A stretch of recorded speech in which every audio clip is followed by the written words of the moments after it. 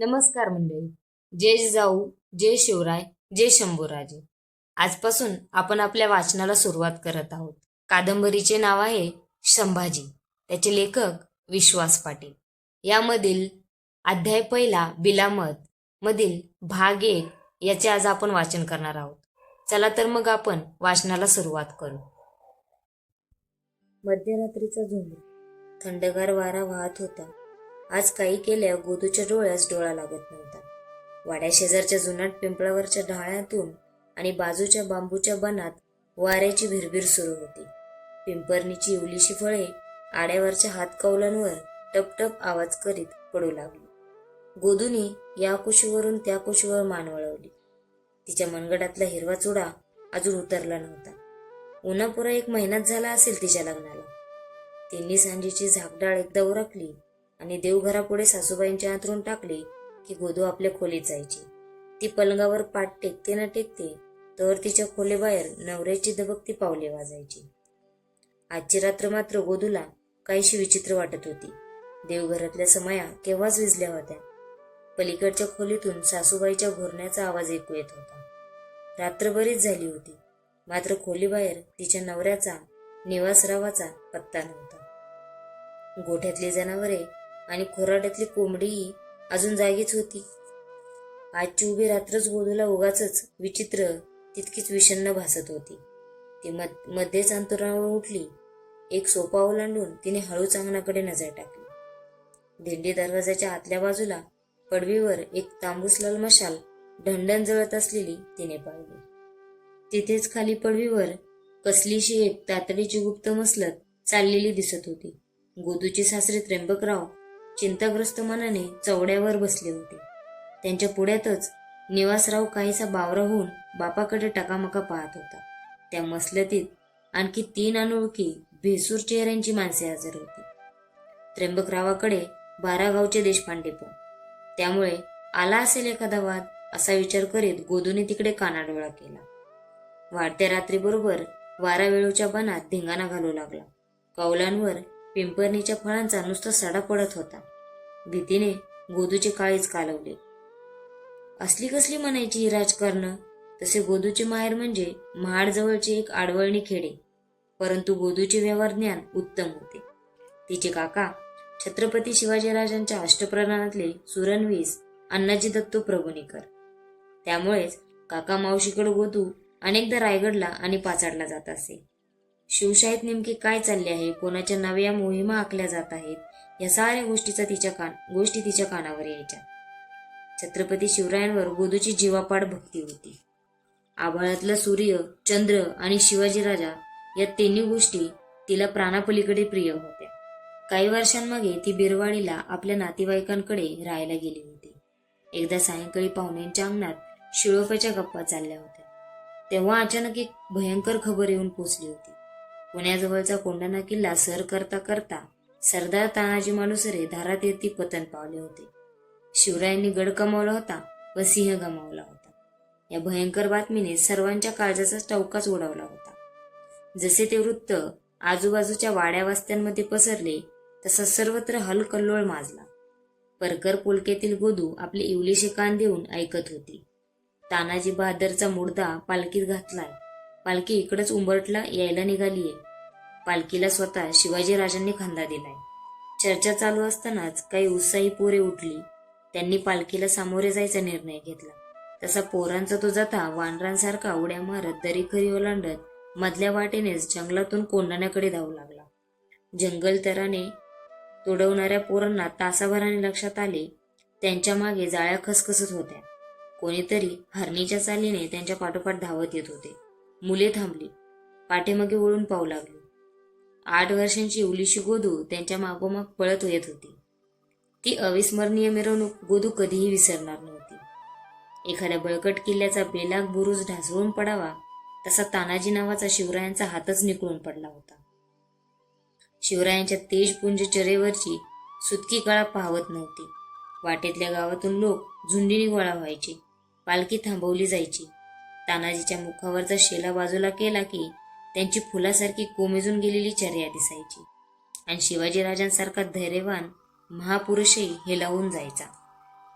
पालखीसोबत निघालेला 2-3 हजार लोकांचा नदीच्या पाण्यासारखा घोंगावत जाणारा तो लोंढा, ते अतीव दुःख, बलिदानाच्या भावनेने फुरफुरलेले ते भाऊ, गोदूचे ठेचकाळलेले पाय, त्या ठणकत्या वेदना गोदूच्या मनपटलावरून आज पोहोचतर नाहीशा झाल्या नव्हत्या. अर्धी रात्र सरूनही नवरा बिछाण्याकडे माघारी वळला नव्हता. शंकाकुशकांच्या लाल मुंग्या तिचा मेंदू बधीर करू लागल्या. असली कसली म्हणायची ही खलबत? गोदू पुन्हा उठली आणि दाराच्या तोंडाशी येऊन उभी राहिली. मगाची ती बैठक सरली नव्हतीच. उलट थंडीच्या महिन्यात शेकोटीची धग घ्यायला मंडळी दाटीवाटीने गोलाकार बसावीत तसे सारे एक दुसऱ्याला खेटून बसलेले. संवादांना कुजबुजीचे स्वरूप आले होते. श्वासोच्छवासांना कट कारस्थानाची धार चढली होती. गोदूचा सासरा त्र्यंबकराव खदाखदा हसला. आपले गारे डोळे गोलाकार फिरवत उपहासाने बोलला, बस फक्त उद्याचीच दुपार व्हायचा अवकाश. उद्याची रायगडावरची रंगपंचमी भोसल्यांच्या कोळीसाठी शिमगा ठरणार आहे. कोळ्यानं जाळं पेरावं तसे जागोजागी निधड्या छातीचे 40 धारकरी पेरलेत. सकाळी 9च्या प्रहाला त्या शिवाजीची अंबारी होळीच्या माळाजवळ सरकायचा अवकाश. वाघ दरवाजाच्या वाटेवरची तोफ मशालीने शिलगावली जाईल.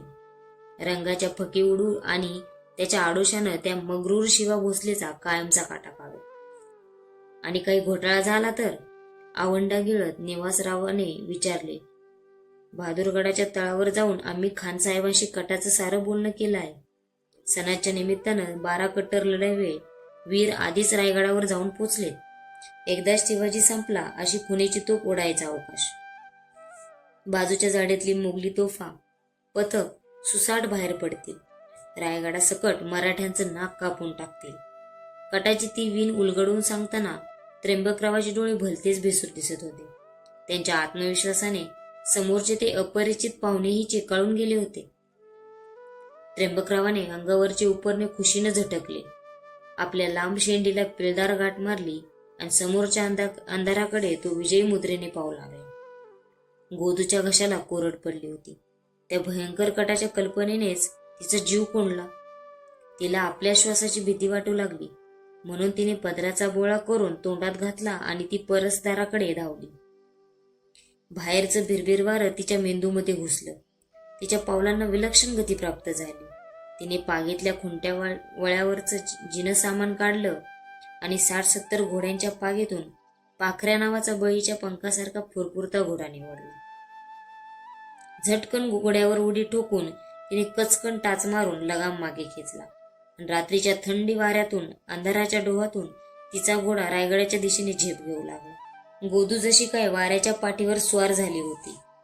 वाट्यातल्या झाडांची ओढ्या ओंगळीची कशाची तिला आता पर्वा नव्हती. रेकिबीमध्ये पाय रुतवून पालथी पडून पाठीची कमान करीत ते रेकिबीतच अर्धी मूर्ती उभी राहत होती. चल पळ मर्दा, घे बिगी बिगी धाव असे ओढत होती. घोड्याच्या तोंडाला फेस येत होता. त्याचे तुषार तिच्या मुखावर उमटत होते. बघता बघता गोदू पाचाळच्या वेशीपाशी जाऊन पोहोचली. आता पहाट सरत होती. डोंगरकडे सुळके, गडावर चामाच्या हिरकणीचा बुरुज आणि पल्याडचा कोकण दिव्याचा उंच कडा, साऱ्या डोंगर रांगा आणि कातीकडे अंधारातून डोकं बाहेर काढू लागले होते. पाचाड पाठीमागं पडलं. घोडा समोरची तिरपी चढणं वेगाने चढू लागला आणि उजळता उजळता गोदूच्या डोळ्यांपुढे चित दरवाजाची कमान उभी राहिली.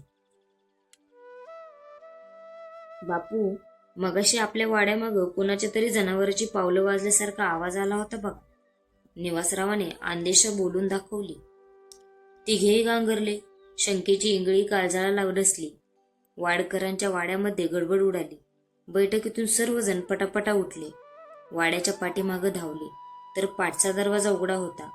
पागीचीही दारं सताड मोकळे आणि आश्चर्य म्हणजे पाकऱ्या नावाचा सर्वात चपळ आणि तगडा घोडाच जागेवर नव्हता. सळसळत्या पिंपळाच्या बुडाखाली सर्वजण घाबरून उभे होते. इतक्यात निवासरावाची म्हातारी आई तिथे पोचली. घरातून आपली सुनबाई कुठे गडप झाली आहे असे विचारू लागली.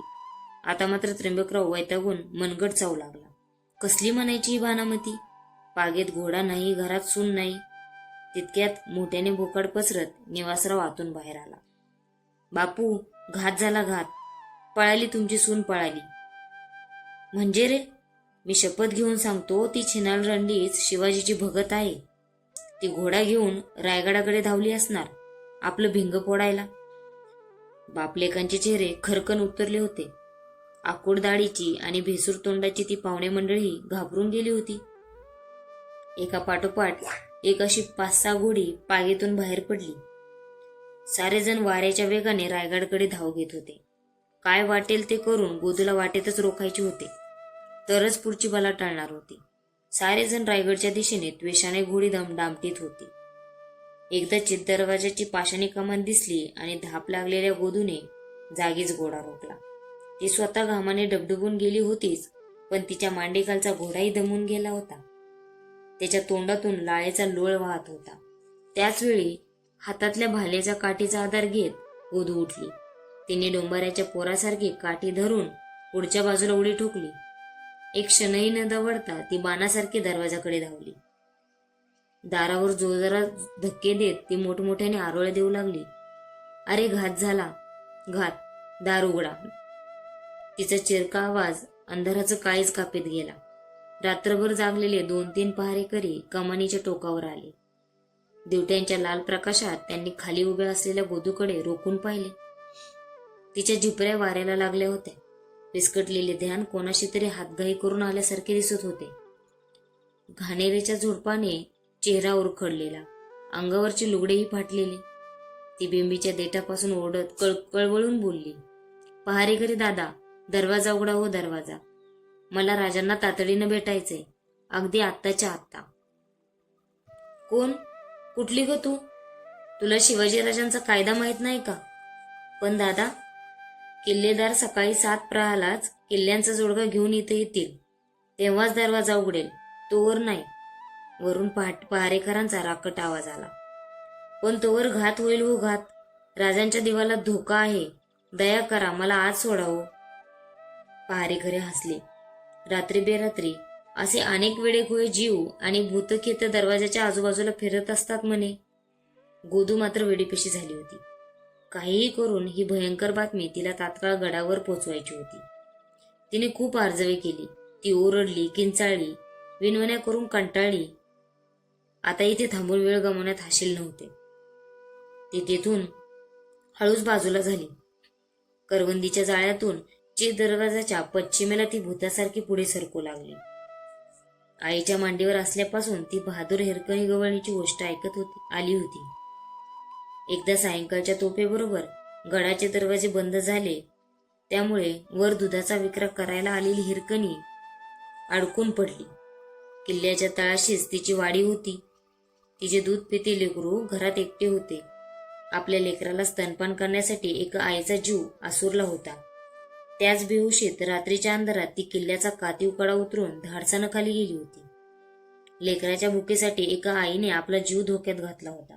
आता इथे एका पराक्रमी महायोद्ध्याचा जीव धोक्यात होता, ज्याच्या अस्तित्वाने दगडाधोंड्याच्या या माळरानाला स्वराज्याचा शेंदूर फासला गेला होता. गावागावातले आणि रानातले लांडगेही हटले होते. गोरगरिबांच्या लेकी बाळींची आबरू वाचली होती, ज्याच्यामुळे देवळात देव राहिले होते आणि डोईवरच्या शेंड्या वाचल्या होत्या.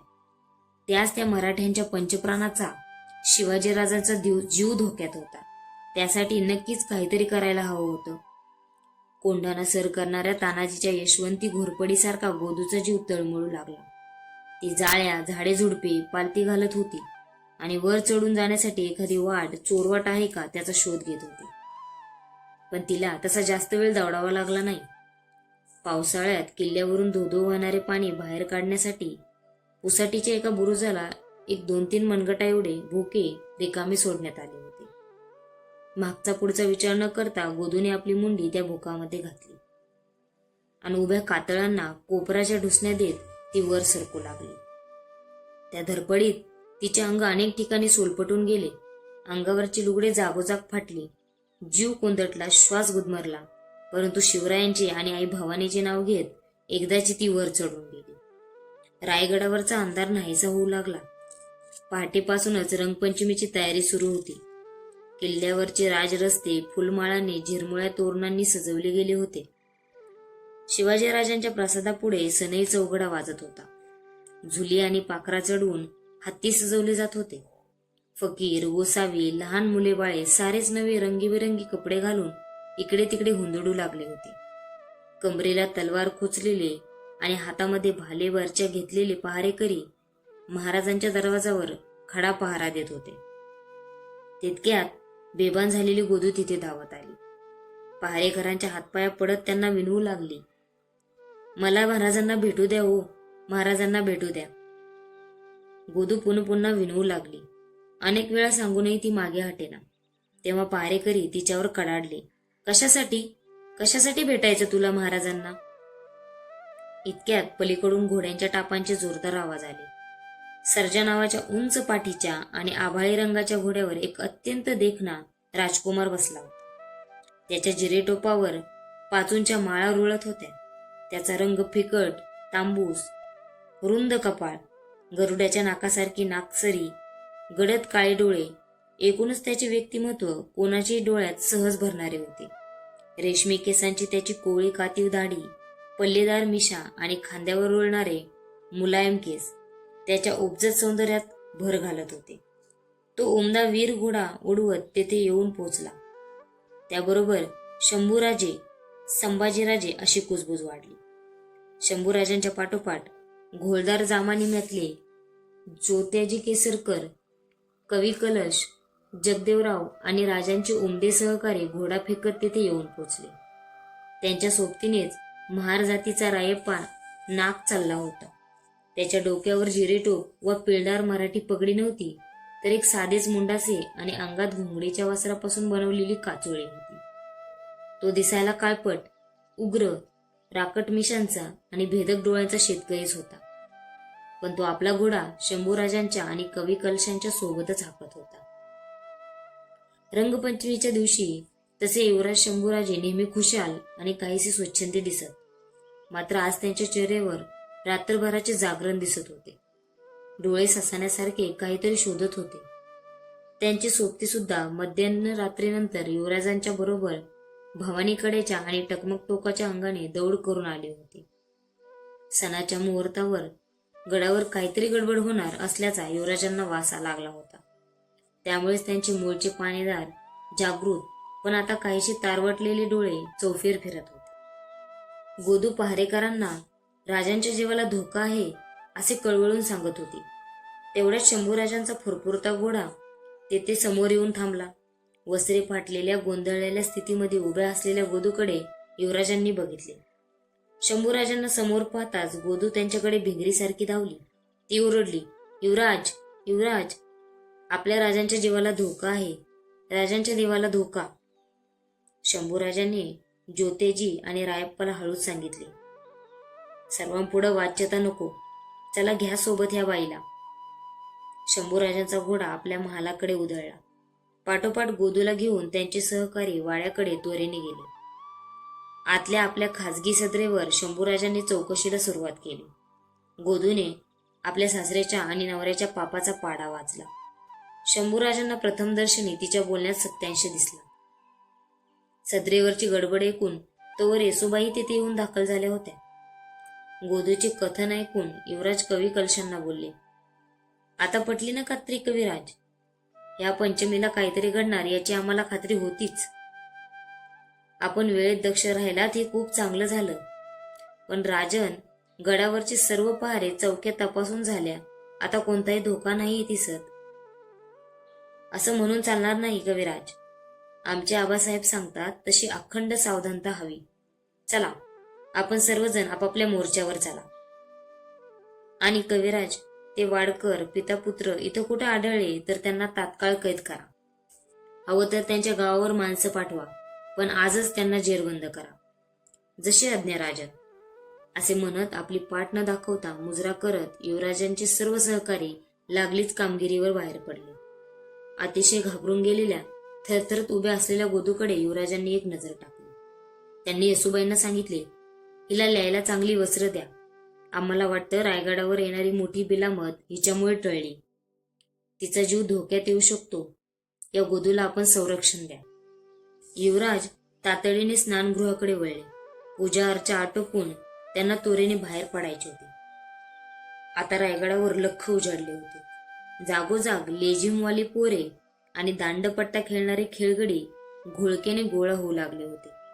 सनई चौघडा, फुलांची आरास, रांगोळ्या, इकडे तिकडे उधळणारे तरुण, अशी शिवरायांच्या राजप्रासादासमोर उत्सवाला बहार आली होती.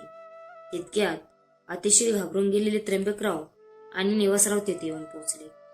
आपल्या आधी जर गोदू महाराजांना जाऊन भिडली आणि आपले बिंग फुटले तर आपणाला कडे लोटाशिवाय अन्य शिक्षा मिळणार नाही याची बापलेकांना पुरती कल्पना होती.